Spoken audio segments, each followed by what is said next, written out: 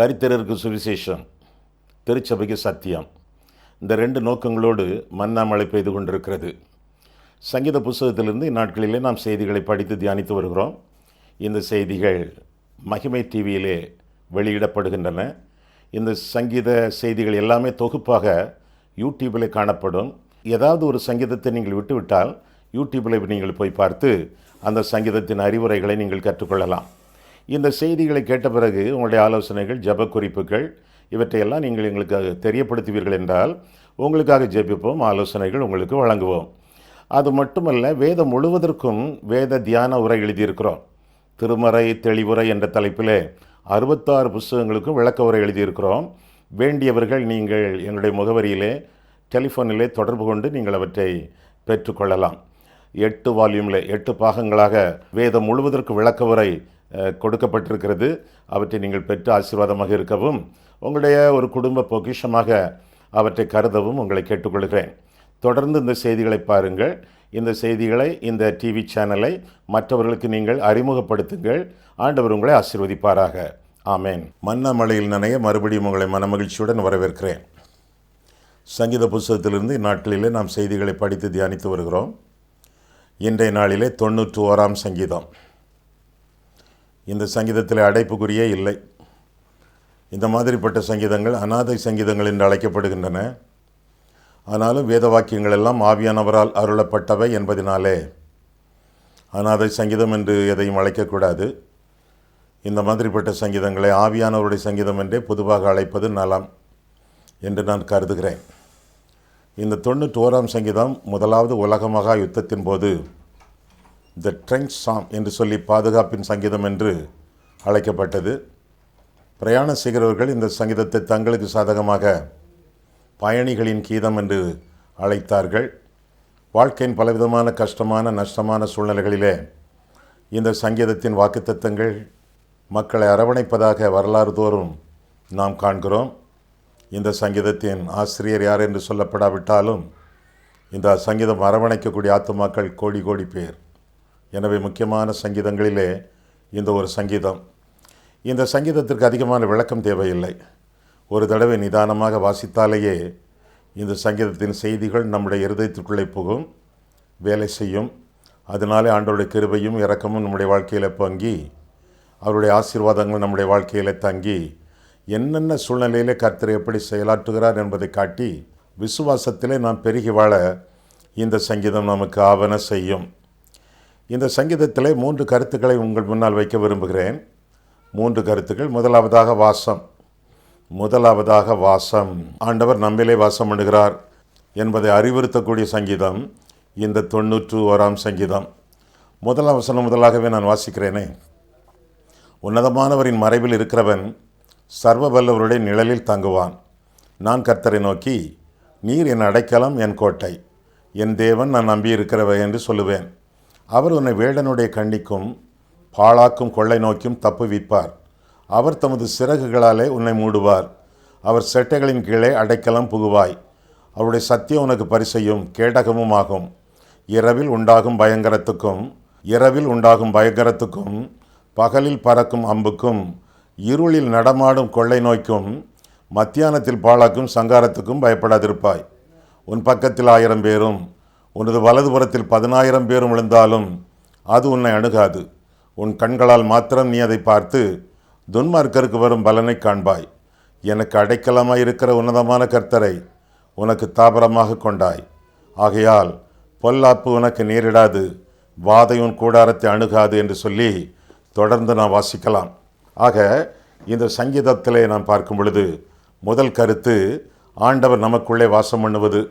ஆண்டவர் நம்மோடு நமக்குள்ளே வாசம் பண்ணும் பொழுது ஆபத்தற்ற ஒரு வாழ்க்கையை ஆண்டவர் நமக்கு தருகிறார் என்று சொல்லி வேதம் நமக்கு கற்றுக் கொடுக்கிறது. உன்னதமானவருடைய மறைவிலே இருக்கிறவர்கள் சர்வ வல்லவருடைய நிழலிலே தங்குவார்கள். அப்படி இருக்கும் பொழுது எப்படி ஆபத்து நம்மை அணுகும், எப்பொழுது கொள்ளை நோய்கள் நம்மை தாக்கும், எப்படி திருடர்கள் நம்மை நெருங்குவார்கள் ஏனென்றால் உன்னதமானவருடைய மறைவு, சர்வ வல்லவருடைய நிழலிலே நாம் வாழ்கிறோம். இந்த போக்குவரத்தை கண்ட்ரோல் பண்ணுவதற்காக சில இடங்களிலே விளக்குகளை தொங்க போட்டிருக்கிறார்கள். பச்சை விளக்கு, மஞ்சள் விளக்கு, சிவப்பு விளக்கு என்று சொல்லி. ஆனால் சில இடங்களிலே இப்படி விளக்குகளை போட்டு கட்டுப்படியாகாது. எனவே போக்குவரத்தை கண்ட்ரோல் பண்ணுவதற்காக ஒரு போலீஸ் அதிகாரியை நிறுத்தி இருக்கிறார்கள். முச்சந்தியிலோ நாச்சந்தியிலோ அல்லது 7 சந்திகளிலோ ஒரு கூடாரம் இருக்கும் மத்தியிலே அதற்கு மேலே ஒரு போலீஸ்காரர் நிற்பார். அவர் கையிலே ஒரு தட்டு கொடுக்கப்பட்டிருக்கும். அதை காட்டின உடனே முன்னாலே வரக்கூடிய வண்டிகள், வாகனங்கள், பாட்டசாட்டமான ஆட்கள் எல்லாருமே நின்று விடுவார்கள். அந்த அவர் கையில் இருக்கக்கூடிய பலகையில் என்ன எழுதப்பட்டிருக்கிறது? ஸ்டாப், நில், நிற்க என்று எழுதியிருக்கிறது. அதை காட்டின மாத்திரத்திலேயே முன்னாலே வரக்கூடிய எல்லா சக்திகளும் நின்று விடுகின்றன. அதுபோல உன்னதமானவருடைய மறைவிலே, சர்வ வல்லவருடைய நிழலிலே வாழக்கூடியவர்கள், கர்த்தருடைய பிரசன்னத்திலே தங்கக்கூடியவர்கள் ஆபத்துக்கு விலகி அமைதியாக இருப்பார்கள். அவர்கள் முன்னால் எதிர்த்து வரக்கூடிய சக்திகள், சத்துருக்கள், சத்துவங்கள் எல்லாமே அப்படியே நின்றுவிடும். செய்ய வேண்டியது என்ன? கர்த்தருடைய மறைவிலே நம்முடைய ஜீவியம் காணப்பட வேண்டும். உன்னதமானவருடைய மறைவிலே, சர்வ வல்லவருடைய நிழலிலே நம்முடைய ஜீவியம் காக்கப்பட வேண்டும். கிறிஸ்துவுக்குள்ளே நமக்கு அபயம், கிறிஸ்துவுக்கு வெளியே நமக்கு அபாயம் என்பதை கருதி அபாயமின்றி அபயத்தோடு பாதுகாப்போடு இந்த உலகத்திலே ஜீவிக்க வேண்டும் என்றால் ஒரு பாட்டு பாடுவோமே. ஒரு காலத்தில் பாடினோமே, துங்கனில் ஒதுங்குவோன் பங்கமின்றி தங்குவான். துங்கன் அப்படின்னா பரிசுத்தர். துங்கனில் ஒதுங்குவோன், பரிசுத்தமானவருக்குள் பதுங்கி கொண்டால் பங்கமின்றி தங்குவான், ஆபத்தின்றி அமைதியாக இருப்பான். ஆண்டவருக்குள்ளாக நம்முடைய ஜீவியத்தை காத்துக்கொள்ளும் பொழுது ஆபத்தற்ற ஒரு வாழ்க்கையை நாம் வாழலாம். ஆண்டவருக்குள்ளாக வாழ்கிறீர்களா? கர்த்தருக்குள்ளாக ஜீவிக்கிறீர்களா? கர்த்தருடைய பிரசன்னம், கர்த்தருடைய சித்தம் இதற்குள்ளாக உங்களுடைய வாழ்க்கை காணப்படுகிறதா? ஆண்டவருடைய பிரசன்னத்திலே, அவர் வாசம் பண்ணக்கூடிய இடத்துல நீங்கள் வாழும் பொழுது, அவர் மேலாக உங்களுடைய உள்ளங்களில் வாசம் பண்ணும் பொழுது எண்ணிறந்த நன்மைகள், பாதுகாப்புகள் உங்களுக்கு சொந்தம் என்று சொல்லி வேதம் நமக்கு கற்றுக் கொடுக்கிறது. உன்னதமானவருடைய மறைவு, சர்வ வல்லவருடைய நிழல். சர்வ வல்லவர், எல்லாவற்றையும் செய்ய வல்லவர், அவருடைய நிழலே போதுமாமே. சர்வ வல்லவருடைய நிழலிலே தங்கும் பொழுது பாக்கியவான்களாக ஜீவிப்போம். என்னென்ன பாக்கியங்கள்? அடைக்கலம், கோட்டை, அரண், தேவன், நம்பியிருக்கிறவர், துருகம், இப்பேற்பட்ட அநேக ஆசீர்வாதங்கள், பாதுகாப்பின் காரணிகள் நமக்கு சொந்தம் என்று சொல்லி வேதம் நமக்கு கற்றுக் கொடுக்கிறது. அவருடைய செட்டைகளின் மறைவிலே என்று வேதத்தில் வாசிக்கிறோம். அந்த செட்டைகள் என்று சொல்லும் பொழுது, தேவ ஆலயத்திலே உடன்படிக்கை பட்டி மூடி செட்டைகளோடு ரெண்டு கேருபீன்கள் இருக்குமே, அப்பேற்பட்ட பாதுகாப்பு ஆலயத்தில் உண்டு, உடன்படிக்கை பெட்டிக்கு உண்டு. அந்த செட்டைகளை குறிப்பிட்டு இந்த வசனங்கள் வருகின்றன. அவருடைய செட்டைகளின் கீழே நமக்கு அடைக்கலாம், ஒரு தீங்கும் நம்மை அணுகாது என்று சொல்லி வேதம் நமக்கு கற்றுக் கொடுக்கிறது. அது மட்டுமல்ல, கண்ணிகளுக்கு தப்புவோம், கொள்ளை நோய்களுக்கு தப்புவோம் என்று சொல்லி வேதம் நமக்கு கற்றுக் கொடுக்கிறது. இன்றைய நாட்களிலே எங்கு பார்த்தாலும் கொள்ளை நோய்கள், நோயை பற்றிய போதனைகள், பிரச்சாரங்கள், அறிவிப்புகள், கொள்ளை நோய்கள், இதற்கெல்லாம் கர்த்தர் தப்புவிப்பார் என்று சொல்லி வேதம் சொல்லுகிறது. எல்லாரையும் அல்ல, ஒரு குறிப்பிட்ட சிலரை மட்டும். அந்த சிலர் யார்? உன்னதமானவருடைய மறைவிலே இருக்கிறவர்கள், சர்வ வல்லவருடைய நிழலிலே தங்குகிறவர்கள். இவர்களை ஆண்டவர் தப்புவிப்பார் என்று சொல்லி வேதம் நமக்கு கற்றுக் கொடுக்கிறது. மீண்டும் எல்லாரையும் அல்ல. இந்த கொள்ளை நோய் எகிப்திலே பார்வோன் காலத்திலே வந்தது. தப்புவிக்கப்பட்டவர்கள் யார்? இஸ்ரவேல் ஜனங்கள், தேவனுடைய ஜனங்கள், ஆண்டவரால் தெரிந்து கொள்ளப்பட்டவர்கள். அவர்கள் மட்டுமே தப்பினார்களை ஒழிய தேவனை அறியாதவர்கள், தேவனுக்கு எதிர்த்து நிற்கிறவர்கள், அடம் பிடித்தவர்கள், ஆண்டவரை ஏமாற்றியவர்கள், சொன்ன வாக்குத்தத்தங்களுக்கு கீழ்ப்படியாமல் அவரவருடைய இஷ்டப்படி வாழ்ந்தவர்கள், இவர்களெல்லாம் கொள்ளை நோக்கி தப்பவில்லை. அதுபோல நம்முடைய வாழ்க்கையிலே கூட கர்த்தரை அறிந்திருக்கிறீர்களா? அப்படி என்றால் ஆண்டவரோடு நெருக்கமான உறவு கொள்கிறவர்கள், உறவு கொள்ள வேண்டியவர்கள் நீங்கள் என்று சொல்லி வேதத்திலிருந்து அறிந்து கொள்ள வேண்டும். ஆண்டவரோடு நெருங்கிய உறவு கொள்கிறவர்கள் எல்லா விதமான நோய்களுக்கும் தப்பி இளைப்பார்வார்கள் என்று சொல்லி வேதத்திலே வாசிக்கிறோம். எகிப்தியர் தப்பவில்லை, இஸ்ரவேல் ஜனங்கள் தப்பினார்கள். ஆக தேவனால் தெரிந்து கொள்ளப்பட்டவர்களாக நீங்கள் இருந்தால் எந்த நோயும் உங்களை அணுகாது. மீண்டும் அதே கேள்வி, தேவனால் தெரிந்து கொள்ளப்பட்டவர்களா நீங்கள்? 1 பேதுரு 2:9 வாசிக்கிறோம். என்ன வாசிக்கிறோம்? நீங்களோ உங்களை அந்தகாரத்திலிருந்து தம்முடைய ஆச்சரியமான ஒளியினிடத்திற்கு வரவழைத்தவருடைய புண்ணியங்களை அறிவிக்கும்படி தெரிந்து கொள்ளப்பட்ட சந்ததி என்று வாசிக்கிறோம். தெரிந்து கொள்ளப்பட்டவர்கள் என்றால் யார்? அந்தகாரத்திலிருந்து அழைக்கப்பட்டவர்கள். அந்தகாரம்னா பாவம். பாவத்திலிருந்து அழைக்கப்பட்டவர்கள் ஆச்சரியமான ஒளியினிடத்திற்கு வரவழைக்கப்பட்டவர்கள். அந்த ஆச்சரியமான ஒளி என்றால் என்ன? இயேசு, நானே உலகத்திற்கு ஒளியாயிருக்கிறேன் என்று கர்த்தர் கற்பித்தார். ஆக பாவத்திலிருந்து விலகி தேவனுக்கு தங்களுடைய வாழ்க்கையை ஒப்புக் கொடுத்து கர்த்தருக்காக வாழ தங்களுடைய வாழ்க்கையை அர்ப்பணித்தவர்கள் இந்த விதமான கொள்ளை நோய்களுக்கு விலகி வாழக்கூடியவர்கள் என்று சொல்லி வேதம் கற்றுக் கொடுக்கிறது. எல்லாருக்கும் கொள்ளை நோய் போகாது. இயேசுவை அறிந்து அனுபவிக்கிறவர்கள் அவர்களுக்குத்தான் இந்த கொள்ளை நோய் போகும், நீங்கும். மற்றவர்கள் கொள்ளை நோய், ஒருவேளை மோசே ஜெபித்தவுடன் அந்த நோய் நீங்கினாலும் அடுத்தடுத்து வாதைகள் வந்தன. பின்னர் பார்வோனும் அவன் சேனையும் சமுத்திரத்திலே அழிக்கப்பட்டார்கள் என்று சொல்லி வேதம் சொல்லுகிறது. வாதைகள் நீங்கின, ஆனால் மரணம் நீங்கவில்லை. அழிக்கப்பட்டார்கள். ஆனால் ஆண்டவரால் தெரிந்து கொள்ளப்பட்டவர்களோ, கர்த்தரை அறிந்தவர்களோ, அவருக்கு கீழ்ப்படிந்தவர்களோ, அவரால் வழிநடத்தப்படுதலுக்கு தங்களுடைய வாழ்க்கையை ஒப்புக் கொடுக்கிறவர்களோ அழியவில்லை. அவர்கள் பாதுகாக்கப்பட்டார்கள் என்று சொல்லி வேதத்திலே வாசிக்கிறோம். சும்மா கொள்ளை நோய் நம்மை அணுகாது என்று சொல்லி ஆங்காங்கு சட்ட வாக்கியங்களை எழுதி போட்டு புண்ணியமில்லை, பிரயோஜனமில்லை. கர்த்தருக்கு உங்களுடைய வாழ்க்கையை ஒப்புக் கொடுங்கள். பாவத்தை விட்டுவிட்டு தேவனுக்கு உங்களுடைய வாழ்க்கையை அர்ப்பணியுங்கள். உன்னதமானவருடைய மறைவு, சர்வ வல்லவருடைய நிழல், அதில் வாழ சம்மதியுங்கள். அப்படி என்றால் எந்த நோயும் எந்த வியாதியும் உங்களை அணுகாமல் தெய்வம் தம்முடைய வாக்குத்தத்தத்தின்படியே உங்களை காத்துக்கொள்வார் என்பதிலே எந்த விதமான ஐயமும் கிடையாது. அவருடைய சட்டங்களின் மறைவிலே வாழ வேண்டும். அவருடைய சத்தியம் அங்கு பரிசை நமக்கு கேடகம் என்று சொல்லி வேதம் சொல்கிறது. அவருடைய சத்தியம் நம்மை பாதுகாக்கும். அவருடைய சத்தியம் என்றால் அவருடைய வேதம்.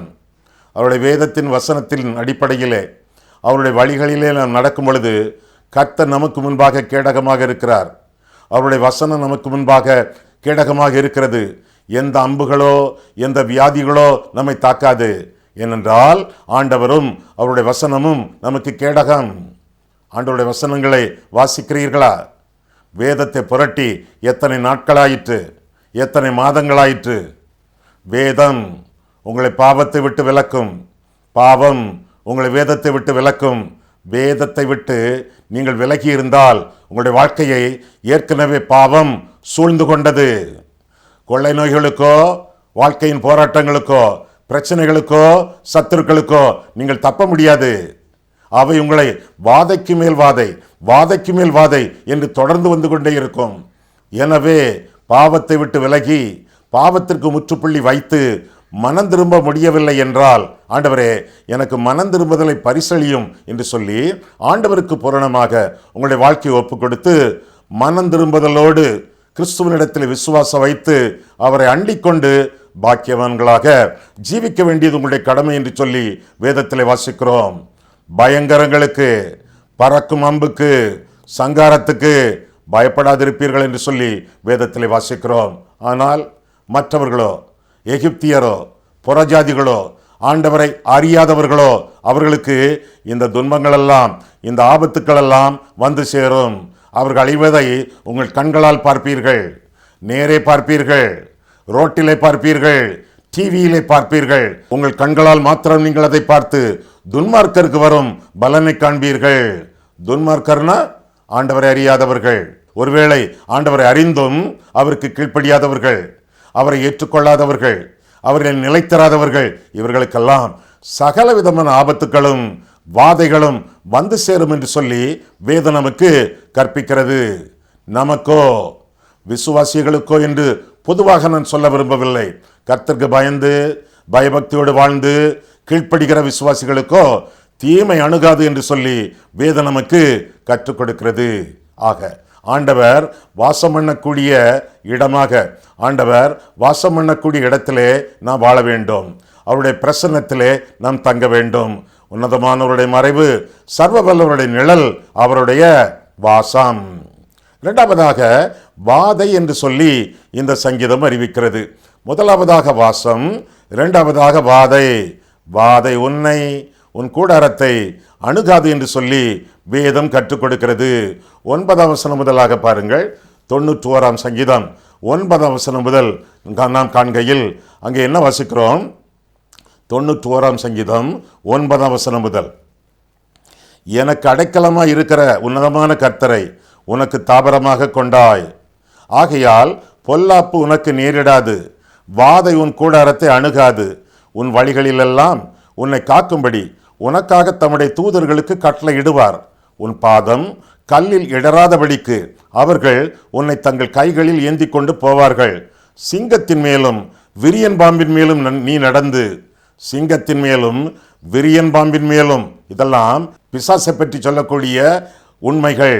சிங்கத்தின் மேலும் விரியன் பாம்பின் மேலும் நீ நடந்து பாலசிங்கத்தையும் வலு சர்ப்பத்தையும் மிதித்து போடுவாய். அவன் அவன் விசுவாசி, சாதாரண விசுவாசி அல்ல. இன்றைக்கு பல விசுவாசிகள் காட்டுவாசிகளாக வல்லவா வாழ்ந்து கொண்டிருக்கிறார்கள். விசுவாசி என்பது ஒரு பொதுவான வார்த்தை, அவ்வளவுதான்.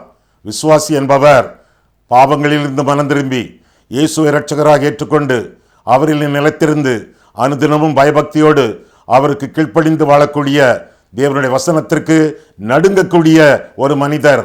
அவர் என்ன நடக்குமோ அவருக்கு? அவன் என்னிடத்தில் வாஞ்சியாக இருக்கிறபடியால் அவனை விடுவிப்பேன், என் நாமத்தை அவன் அறிந்திருக்கிறபடியால் அவனை உயர்ந்த அடைக்கலத்தில் வைப்பேன் என்று சொல்லி இந்த சங்கீதம் தொடர்கிறது. முதலாவதாக வாசம், இரண்டாவதாக வாதை. வாதை நம் கூடாரத்தை அணுகாது. கர்த்தர் நம்முடைய முதல் இருப்பிடம், நம்முடைய கூடாரம், நம்முடைய வீடு, ஆண்டவர் வசிக்கக்கூடிய இன்னொரு இருப்பிடம், கர்த்தருடைய ஆலயம் ஆண்டவருடைய இன்னொரு இருப்பிடம். இந்த இருப்பிடங்களை எல்லாம் நாம் விட்டுவிடக்கூடாது, விட்டு விலகவும் கூடாது. ஏனென்றால் அங்கேதான் உன்னதமானவருடைய மறைவை, சர்வவல்லவருடைய நிழலை நாம் காண்கிறோம். நம்ம எல்லாம் காப்பதற்கு கர்த்தர் தம்முடைய தூதர்களை அனுப்புகிறார் என்று சொல்லி வேதம் நமக்கு கற்றுக் கொடுக்கிறது. தூதர்கள் நமக்கு பணிவிடை செய்யக்கூடிய பணிவிடை ஆவிகள் என்று சொல்லி எபிரேயர் 1ஆம் அதிகாரத்திலே நாம் பார்க்கிறோம். கர்த்தர் தம்முடைய தூதர்களுக்கு கட்டளையிடுகிறார். விரோதியோ வியாதியோ விபத்தோ நம்மை அணுகாதவாறு தூதர்கள் எல்லாம் நம்மை காத்துக்கொள்ளுகிறார்கள். நாம் நினைக்கிறோம் கையிலே பையை எடுத்துக்கொண்டு கடைக்கு போகிறோம் என்று சொல்லி போய்கொண்டு பத்திரமாக போய் பத்திரமாக திரும்பி வருகிறோம். ஆனால் எத்தனை தூதர்கள் நம்மை சூழ்ந்திருந்தார்கள், எத்தனை பேர் நம்முடைய கால் சறுக்காதபடி நம்மை காத்து கொண்டார்கள், எத்தனை பேர் நமக்கு முன்பாக கிடந்த கல்லையோ செங்கலையோ முள்ளையோ தூரத்துக்கு போட்டார்கள், எத்தனை பேர் பைக் ஆக்சிடென்ட்டுக்கு ஆட்டோ ஆக்சிடென்ட்டுக்கு நம்மை காத்து கொண்டார்கள். நமக்கு தெரியாது, ஆண்டவருக்கு தெரியும். ஆண்டவரோ நம்முடைய முற்புறத்திலும் பிற்புறத்திலும் தூதர்களை அனுப்பி நம்மை காத்து கொள்கிறார். நம்மை வீட்டை சுற்றிலும் உருவின பட்டயத்தோடு தேவதூதன் வலம் வந்து நம்மை காத்து கொள்கிறான். நமக்கென்று பிரத்யேகமாக ஒரு தூதன், கார்டியன் ஏஞ்சல்ஸ் என்று சொல்கிறார்களே, நம்மை பராமரிக்கக்கூடிய தூதன். இப்படி ஏராளமான தூதர்கள் நமக்கு பணிவிடை செய்கிறார்கள் என்று சொல்லி வேதத்திலே வாசிக்கிறோம். சிங்கத்தின் மேலும் விரியன் பாம்பின் மேலும் பிசாசையே மிதித்து போடக்கூடிய அளவிலே ஆண்டவர் நமக்கு வல்லமையையும் பாதுகாப்பையும் நமக்கு அருளி செய்கிறார் என்று சொல்லி வேதம் நமக்கு கற்றுக் கொடுக்கிறது. ஆக எந்த ஒரு சூழலையும், பிணியோ பிரச்சனையோ பிசாசோ எதுவும் நம்மை அண்டாதவாறு, நம்மை ஆளாதவாறு கர்த்தர் நம்மை காத்து கொள்கிறார் என்று சொல்லி வேதம் நமக்கு கற்றுக் கொடுக்கிறது. மூன்றாவதாக இன்னொரு காரியத்தையும் இந்த சங்கீதம் நமக்கு சொல்லி முடிக்கிறது. என்ன காரியம்? முதலாவதாக வாசம், இரண்டாவதாக வாதை, மூன்றாவதாக வாஞ்சை. 14ஆம் வசனம் முதல் 16ஆம் வசனம் வரை பார்க்கும் பொழுது 14 முதல் 16 வரை நாம் காண்கையிலே அங்கே பார்க்கிறோம், அவன் என்னிடத்தில் வாஞ்சையாய் இருக்கிறபடியால் அவனை விடுவிப்பேன், என் நாமத்தை அவன் அறிந்திருக்கிறபடியால் அவனை உயர்ந்த அடைக்கலத்திலே வைப்பேன், அவன் என்னை நோக்கி கூப்பிடுவான், நான் அவனுக்கு மறு உத்தரவு அருளி செய்வேன், ஆபத்தில் நானே அவனோடு இருந்து அவனை தப்புவித்து அவனை கனப்படுத்துவேன், நீடித்த நாட்களால் அவனை திருப்தியாக்கி என் ரட்சிப்பை அவனுக்கு காண்பிப்பேன். எவ்வளவு ஆசீர்வாதம் பாருங்க! இந்த ஆசீர்வாதமான வாக்குத்தத்தங்கள் எல்லாருக்கும் சொந்தமா? எல்லாருக்கும் சொந்தமல்ல, ஒரு சிலருக்கே சொந்தம். யாருக்கு சொந்தம்? உன்னதமானவருடைய மறைவிலே சர்வ வல்லவருடைய நிழலிலே வாழக்கூடியவர்களுக்கு ஆண்டவர் யாரிடத்தில் வாசம் பண்ணுகிறாரோ, யார் ஆண்டவர் மேல் வாஞ்சை வைத்திருக்கிறார்களோ அவர்களுக்கு இந்த ஆசீர்வாதங்கள் எல்லாம் சொந்தம் என்று சொல்லி வேதம் நமக்கு கற்றுக் கொடுக்கிறது. ஆண்டவர் பேரிலே உங்களுக்கு வாஞ்சை உண்டா? ஆசை உண்டா? தாகம் உண்டா? தவனம் உண்டா? மானானது நீரோடைகளை வாஞ்சித்து கதறுவது போல ஆண்டவரை வாஞ்சித்து கதறுகிறீர்களா? அவருடைய பிரசன்னத்தை நாடுகிறீர்களா? காலை எழுந்த உடனே கர்த்தருடைய சமூகத்திலே முழங்கால் போடுகிறீர்களா? கர்த்தருடைய வேதத்தை திறந்து வாசிக்கிறீர்களா? இன்றைக்கு ஆண்டவருடைய மகிமைக்காக, ஆண்டவருடைய மகிழ்ச்சிக்காக என்னென்ன நன்மைகளை செய்யலாம் என்று சொல்லி திட்டம் போடுகிறீர்களா? ஆண்டவரிடத்தில் உங்களுக்கு வாஞ்சை உண்டா? வாஞ்சை உண்டு என்றால் அதை கண்டுபிடிப்பது எப்படி? ஆண்டவருடைய மறைவிலே வாழக்கூடியவர்கள், ஆண்டவரை வாஞ்சிக்கிறவர்கள், ஆண்டவரை தாபரமாக கூடாரமாக மறைவாக நிழலாக கொண்டு வாழக்கூடியவர்கள், ஆண்டவரை வாஞ்சிக்கிறவர்கள், ஆண்டவருடைய நாமத்தை அறிந்து கொள்ளுகிறவர்கள், வாஞ்சிக்கிறவர்கள். 14ஆம் வசனத்தில் அவருடைய நாமத்தை அறிந்து கொள்ளுகிறவர்கள். அவருடைய நாமத்தை அறிந்து கொள்ளுதல் என்றால் என்ன பொருள்?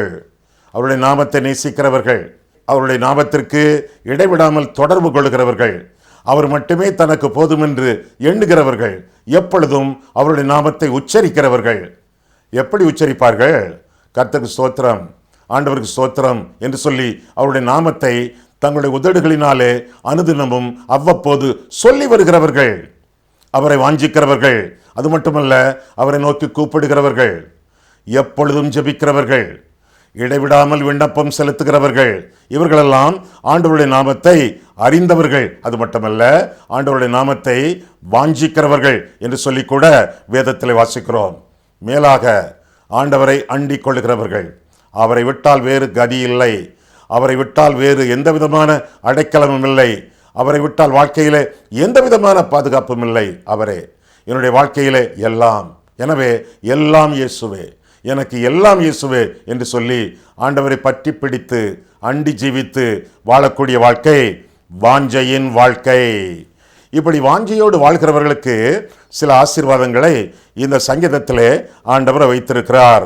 என்னென்ன ஆசீர்வாதங்கள், என்னென்ன ஆசீர்வாதத்தின் விளைவுகள் என்று பார்க்கும் பொழுது, முதலாவதாக விடுவிப்பு. எந்த தீமையிலிருந்தும், எந்த பகைவர்களிடமிருந்தும், எந்த பிணிகளிலிருந்தும், எந்த பொல்லாப்புகளிலிருந்தும், எந்த விதமான பாவங்களிலிருந்தும், பாவ பழக்கங்களிலிருந்தும் கர்த்தர் நம்மை விடுவிக்கிறார். இரண்டாவதாக உயர்ந்த அடைக்கலத்தில் வைக்கிறார். யாரும் எட்டி பிடிக்க முடியாது, எங்கேயோ போய்விட்டார்கள் என்று சொல்வோமே, அப்படிப்பட்ட உயர்ந்த அடைக்கலத்திலே வைக்கிறார். இன்றைக்கே ரட்சிக்கப்பட்டவர்கள் உன்னதங்களிலே உட்கார வைக்கப்பட்டிருக்கிறார்கள். உட்கார வைக்கப்படுவார்கள் அல்ல, ஏற்கனவே உட்கார வைக்கப்பட்டிருக்கிறார்கள் என்று சொல்லி எபேசியர் 2ஆம் அதிகாரம் 7ஆம் வசனத்தில் வாசிக்கிறோம். அது மட்டுமல்ல, மறு உத்தரவு ஆண்டவர் அருளி செய்கிறார்.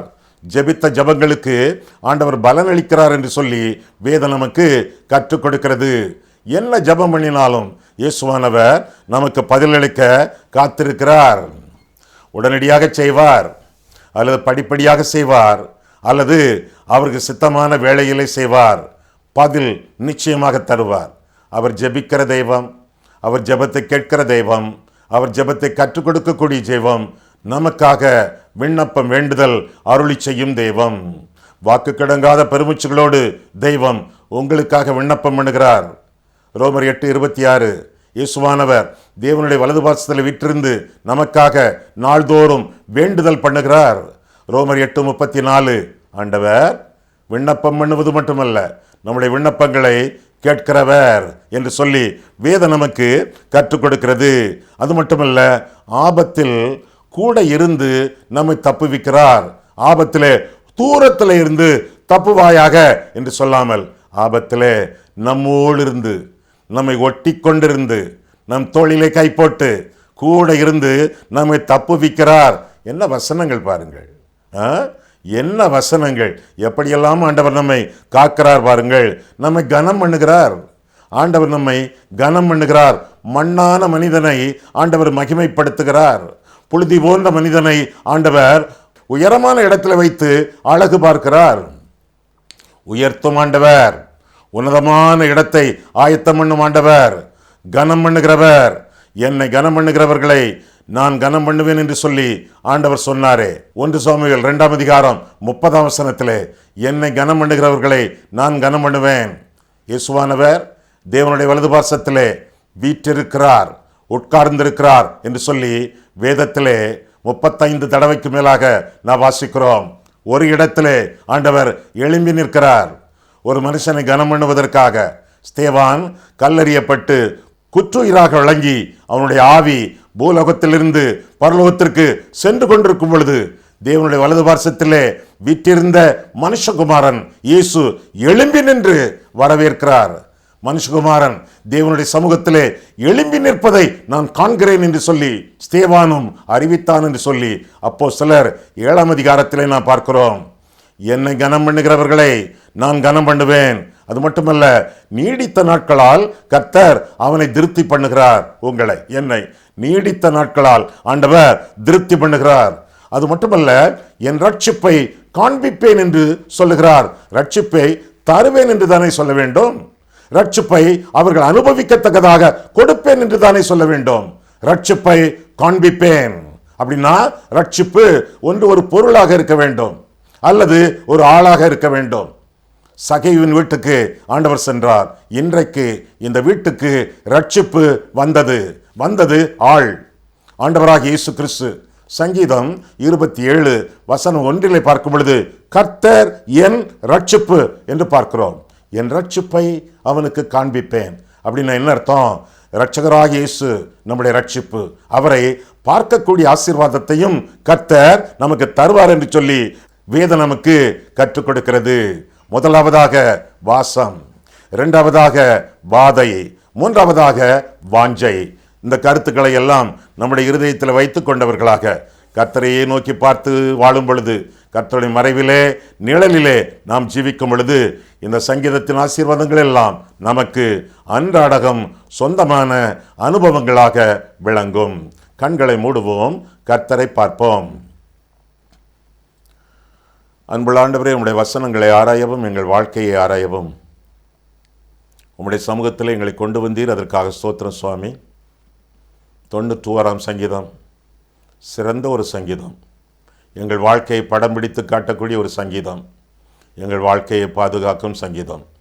இங்கே சங்கீதம் சொன்ன கருத்துக்கள் எல்லாவற்றிற்கும் கர்த்தாவே நாங்கள் எங்களை ஒப்புக் கொடுத்து உம்முடைய மறைவிலே உம்முடைய நிழலிலே நாங்கள் வாழ்ந்து உயர்ந்த அடைக்கலத்திலே வைக்கப்பட்டு உம்மால் கனம் பண்ணப்படக்கூடிய மக்களாக நாங்கள் வாழ எங்களை ஒப்புக் கொடுக்கிறோம். எந்த வேளையும், எந்த நாளும், எந்த சூழ்நிலையிலும் உம்மை விட்டு பிரியாத வாழ்க்கை எங்களுடைய வாழ்க்கையாக அமையட்டும். என்றைக்கும் உம்முடைய மறைவு, உம்முடைய நிழல் எங்களை காக்க கடவது. இயேசு கிறிஸ்துவின் நாமத்தில் ஜெபிக்கிறோம் பிதாவே, ஆமேன்.